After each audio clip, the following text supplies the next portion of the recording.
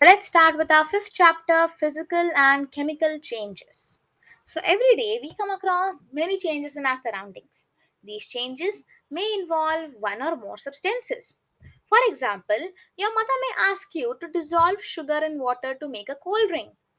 Making a sugar solution is a change. Similarly, setting curd from milk is a change. Something Sometimes milk becomes sour. Souring of milk is a change. Stretched rubber band also represents a change. Make a list of 10 changes you have noticed around you. In this chapter, we shall perform some activities and study the nature of things. Broadly, the changes are of two kinds, physical and chemical changes. Now, here are 5 activities. You can perform them one by one. Okay. Now, coming to the theoretical part.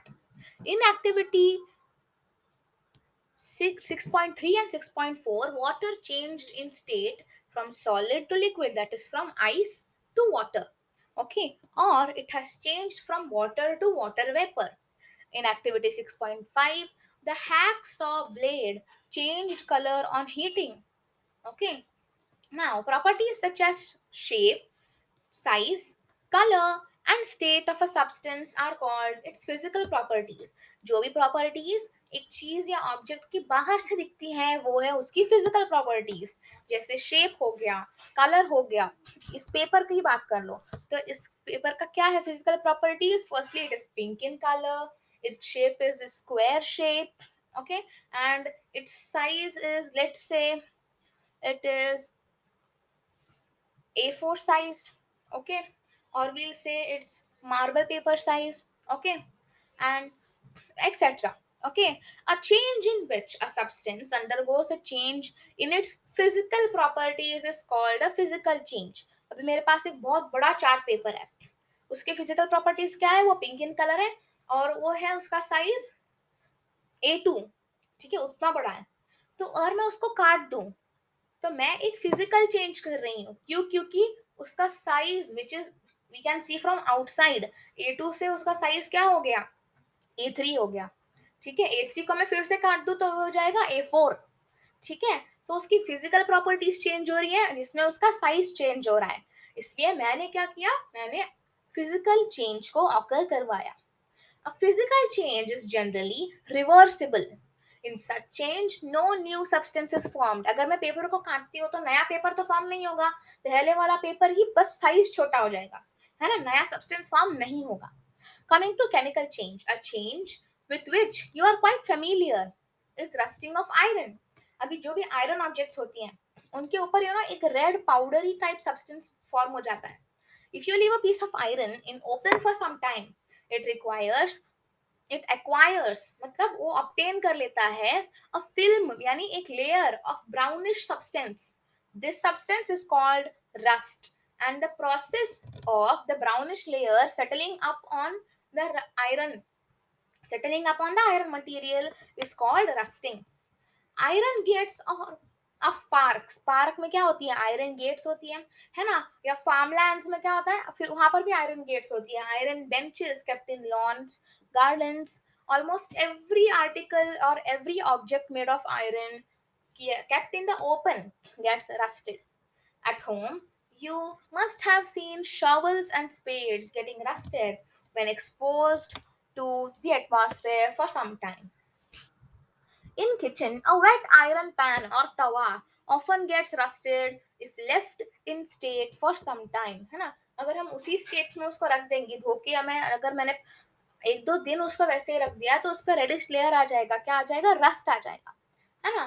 Rust is not iron, it is different from iron on which it gets deposited. अभी iron जो है उसके ऊपर वो reddish substance आ रहा है, वो reddish substance iron नहीं है, वो मॉइस्चर या मॉइस्चर में जो सल्फ्यूरिक एसिड्स होते हैं या हाइड्रोजन सल्फाइड्स होते हैं, ये सब क्या है, एसिड्स है प्रेजेंट इन द एटमॉस्फेयर. ये सब क्या होता है, सेटल डाउन हो जाते हैं आयरन पे और ये लेयर ऑफ रस्ट फॉर्म करते हैं. इसलिए rust is different from iron. But rust क्या होता है, वो आयरन के ऊपर अपनी लेयर बनाता है. Okay, so we should remember this. Now, get a small piece of thin strip of ribbon of magnesium. सो ये एक बहुत ही कॉमन एग्जांपल है बर्निंग ऑफ मैग्नीशियम रिबन, ठीक है। अभी बर्निंग ऑफ मैग्नीशियम रिबन में आप देख सकते हैं एक मैग्नीशियम का स्ट्रिप है, उसको बर्न किया जा रहा है, तो वो व्हाइट dazzling फ्लेम के साथ साथ बर्न हो रहा है ना। It is burning with a white dazzling flame. When it is completely burnt, it leaves behind a powdery ash. Does the ash look like magnesium ribbon? नहीं, मैग्नीशियम तो एकदम शाइनी है, पर जो बचा कुचा ऐश है वो तो एकदम पाउडरिश है, प्लस उसमें शाइन भी नहीं है, वो ब्लैक हो चुका है। The change represented can be represented by the following equation. फिर से हम ये केमिकल चेंज हुआ, हर एक केमिकल चेंज के लिए हम लिख सकते हैं एक chemical equation. I can write it as magnesium Mg, उसका केमिकल फॉर्मूला है। When burnt in air, जब भी हम किसी चीज को एयर में बर्न करते हैं उसके लिए ऑक्सीजन लगता है, राइट। हमने बचपन में ये एक्टिविटी की होगी, कैंडल को एक ग्लास से ढक देना, है ना। ऑक्सीजन खत्म हो जाएगा ग्लास के अंदर, यूटिलाइज हो जाएगा, तो बर्निंग भी नहीं होगी, है ना। तो ये हमने एक्टिविटी की थी, दैट बर्निंग और कंबशन नीड्स ऑक्सीजन। इसलिए हमने क्या किया, मैग्नीशियम को जब हम एटमॉस्फेयर में बर्न कर रहे हैं तो मैंने ऑक्सीजन जोड़ दिया, ठीक है। Oxygen, it gives me magnesium oxide, तो वो पाउडर जो ऐश है वो है मैग्नीशियम ऑक्साइड, ठीक है। The equations here are different from those in mathematics, maths में अलग होता है, केमिस्ट्री में अलग इक्वेशंस होते हैं, ठीक है। Now collect the ash and mix it with small amount of water, थोड़े से पानी के साथ मिक्स कर देते हैं। स्टिर द मिक्सचर, ठीक है, और aqueous solution well। अभी aqueous solution क्यों बोला है, any powder or any acid or a base where it is mixed with water, it is known as aqueous solution। अगर मैं हाइड्रोक्लोरिक एसिड को भी पानी में मिक्स कर दूं तो मैं बोलूंगी उसको it is the aqueous solution of hydrochloric acid, okay। now test the mixture with blue and red litmus paper, जो हमने लास्ट चैप्टर में पढ़ा था। does the mixture turn red litmus blue or it turns blue litmus red?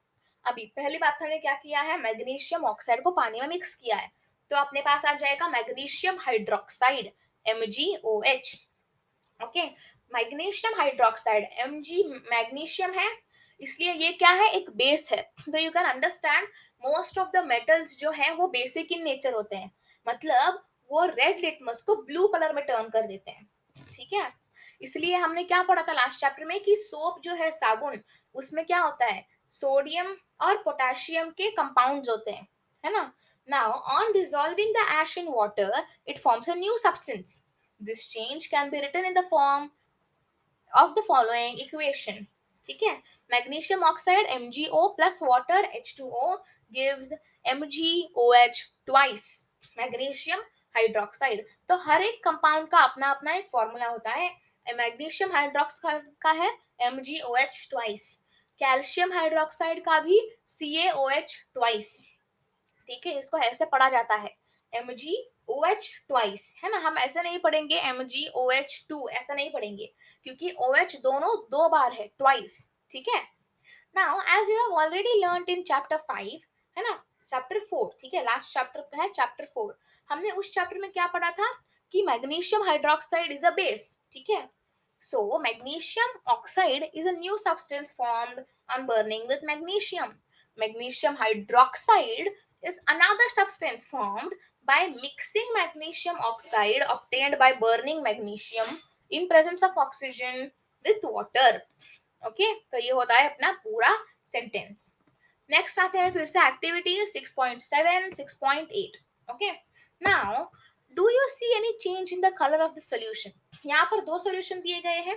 पहला वाला है copper sulphate solution या copper sulphate aqueous solution. इसका मतलब है कॉपर सल्फेट, ये जो पाउडर है, इसको पानी में मिक्स किया गया है। ओके, कॉपर सल्फेट सॉल्यूशन, इसमें हमने क्या डाल दिया, एक ब्लेड डाल दिया, ठीक है। We have put a blade, ठीक है।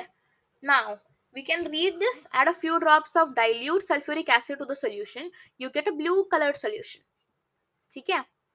now observe the color of the solution, compare it with the sample solution saved। अभी पहले तो हमें पूरा ही पढ़ लेते हैं। Dissolve about a teaspoon of copper sulphate, ठीक है, कॉपर सल्फेट हमने इसमें डाल दिया। फिर क्या हुआ, इन हाफ कप वाटर, ठीक है, उन्होंने बताया कि कितने कप पानी में कितना कॉपर सल्फेट डालना है, ठीक है, add a few drops of dilute sulphuric acid to it.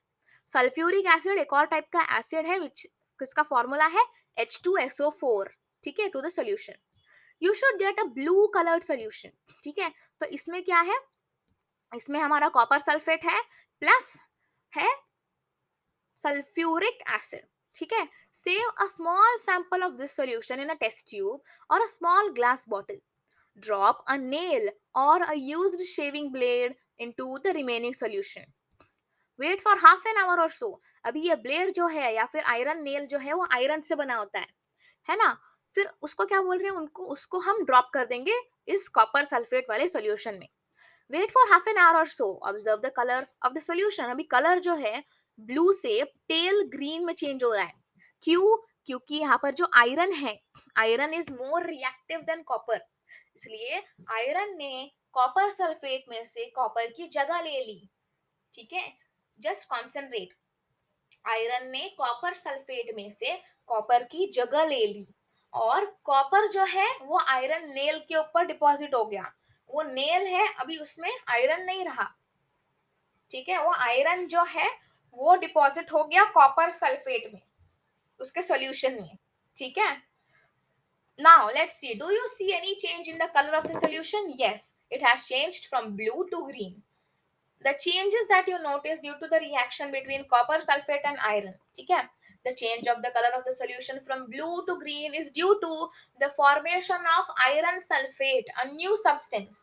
The brown deposit on the iron nail is copper, another new substance. Okay, we can write the reaction as copper sulfate solution, which is blue in color, plus iron gives us iron sulfate solution, which is green in color, plus copper. This is also a very common example, magnesium वाला और copper sulphate और iron वाला। ये जो है ये बहुत common examples है to explain chemical reactions. Okay, the change in the test tube is as follows. अभी और एक उन्होंने क्या किया, एक्टिविटी किया, add a pinch of baking soda in vinegar, ठीक है।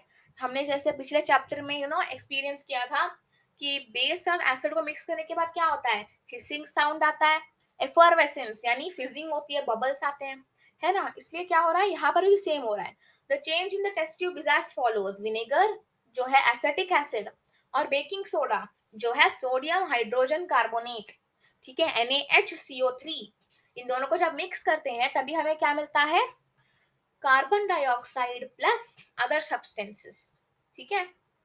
तो अदर सब्सटेंसेस क्यों लिखा है, क्योंकि इसका प्रॉपर जो है वर्ड बाय वर्ड आपको with formula, with chemical formula आपको हायर क्लासेस में आएगा। The reaction between carbon dioxide and lime water is as follows. Lime water का मतलब है CaOH twice, ठीक है। Now carbon dioxide CO2 plus lime water which is CaOH twice gives us calcium carbonate which is CaCO3 plus water which is H2O। यहाँ आप देख सकते हैं lime water CaOH twice is a base, ठीक है।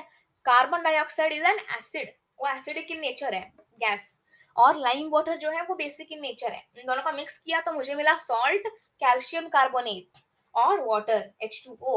When carbon dioxide is passed through lime water, calcium carbonate is formed, which is a white salt and turns the lime water milky, ठीक है। white है इसलिए वो white colour release कर देता है उस सॉल्यूशन में, making it milky.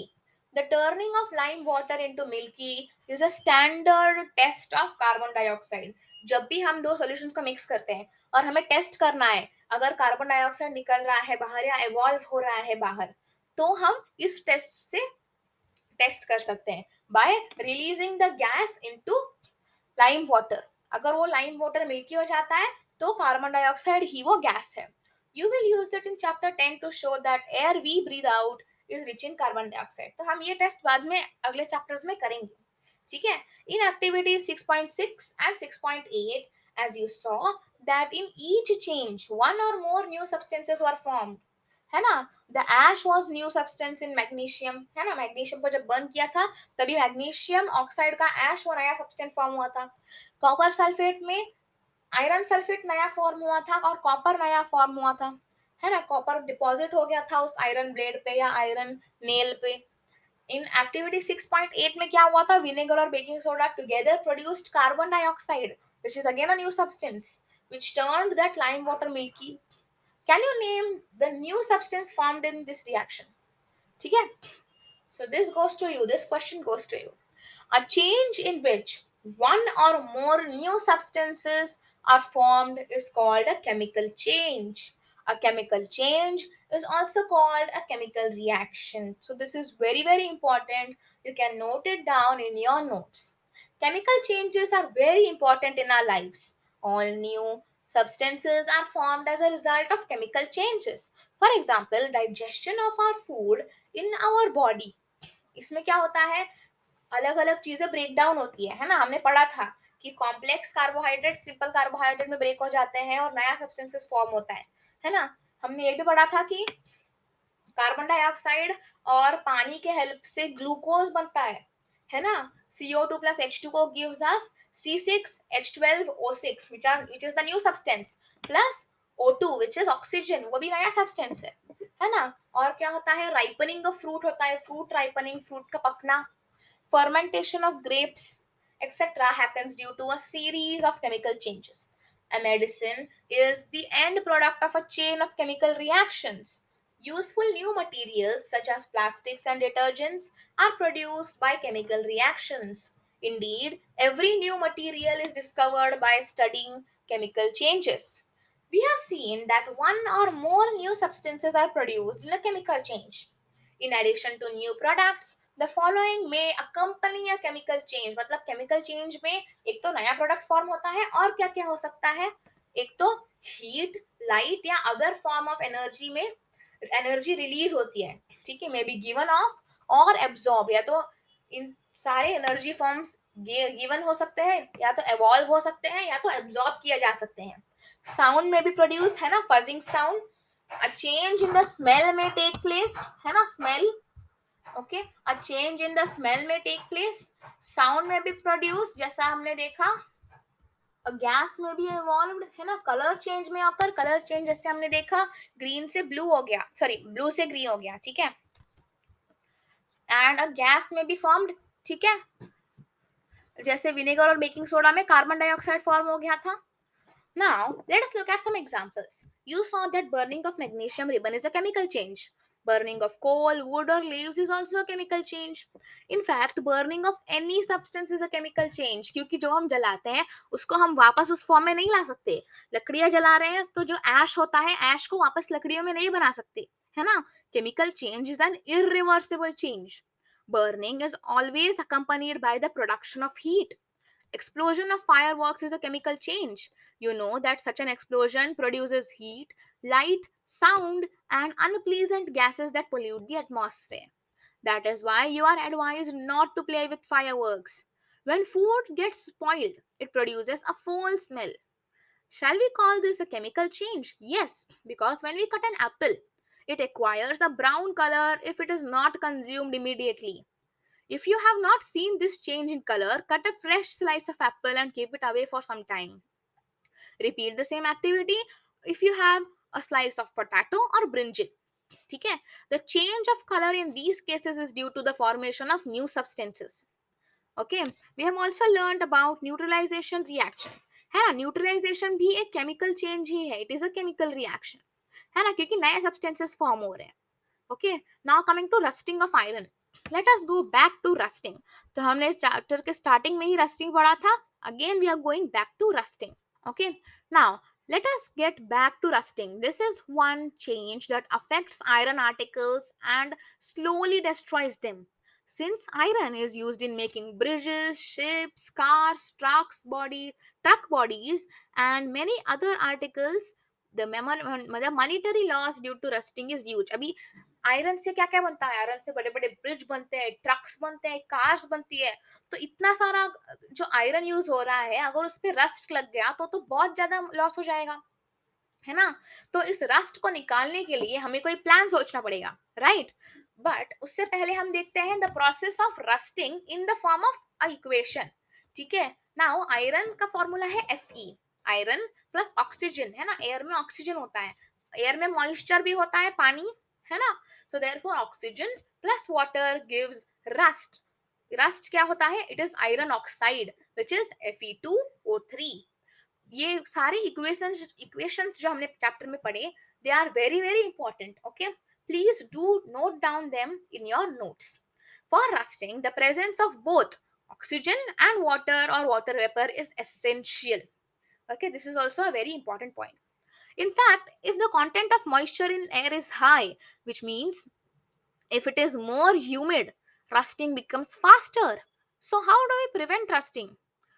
Prevent iron articles from coming in contact with oxygen or water or both. One simple way is to apply a coat of paint or grease. In fact, these coats should be applied regularly to prevent rusting. Another way is to deposit a layer of metal like chromium or zinc on iron. मतलब zinc, iron पे हम zinc या chromium ऐसे metals का एक layer लगा देंगे. इस layering process को हम बोलते हैं galvanization. This process of depositing a layer of zinc on iron is known as galvanization. The iron pipes we use in our homes to carry water are galvanized to prevent rusting. You know that ships are made of iron and a part of them remains underwater. On the part above the water also, water drops keep clinging on the ship's outer surface. Moreover, the water of the sea contains many salts. The salt water makes the process of rusting formation faster. है ना, salt water जो है वो rust formation faster कर देता है. Therefore, ships suffer a lot of damage from rusting in spite of being painted.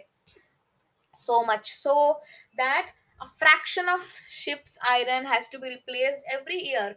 इतना ज्यादा रस्टिंग जो है उनको प्रॉब्लम्स क्रिएट करता है शिप्स के लिए कि एवरी ईयर थोड़ा पार्ट निकालना पड़ता है और रिप्लेस करना पड़ता है. Now coming to crystallisation. In class 6 we have learned that salt can be obtained by evaporating sea water. है ना. The salt obtained in this manner is not pure and the shape of its crystals cannot be seen clearly. However, large crystals of pure substances can be formed in their solution from their solution. The process is called crystallization. It is an example of physical change. Physical change क्यों? क्योंकि पानी है, पानी से हमने crystal बनाया है, उसको फ्रीज किया तो उसका बॉल्स क्रिस्टल टाइप आइस बन गया. उसको मैं फिर से हीट करूंगी तो क्या बन जाएगा? लिक्विड बन जाएगा. है ना. So it is a physical change. Molecular level पे वाटर चेंज नहीं हो रहा है, सिर्फ बाहर से चेंज हो रहा है, इसलिए वो फिजिकल चेंज है. नाउ फिर से एक एक्टिविटी है, activity 6.9. Take a cup of water in a beaker and add a few drops of dilute sulphuric acid which is H2SO4. Heat the water. When it starts boiling add copper sulphate powder while stirring. ठीक है, slowly slowly add करना है, stirring continuously. Continue adding copper sulphate powder till no powder can be dissolve. ठीक है, कोई भी powder दिखे ना तब तक पूरा इतना ऐड करना है कि और ज्यादा पाउडर हम ऐड करें तो वो डिसॉल्व ना हो. ठीक है, मतलब हम लोग जब खाते हैं, ठीक है, हमने अगर पूरा पेट भर के खा लिया है तो हम बोलते हैं ना कि और नहीं खा सकता, बाहर आ जाएगा. सिमिलरली वैसे ऐड करना है, इतना ऐड करना है कि वो और डिसॉल्व ही ना कर पाए. Okay, now filter the solution. Allow it to cool down. Do not disturb the solution when it is cooling. Look at the solution after some time. Can you see the crystals of copper sulfate? If not, wait for some more time. So ऐसे आप copper sulfate के crystals बना सकते हैं. Okay? You can see in the picture also. Okay? अभी these are the cloud main notable terms. Rusting क्या होता है, केमिकल रिएक्शन क्या होता है, गैल्वनाइजेशन क्या होता है और क्रिस्टलाइजेशन क्या होता है. तो हमने इस पूरे चैप्टर पे इन 4 पॉइंट्स पे ही फोकस किया है. ठीक है, और आपको इन चारों के मेन डेफिनेशंस याद रखने हैं. ओके, और जो भी केमिकल इक्वेशंस है इनको भी आपको लिख के लेना है. Thank you.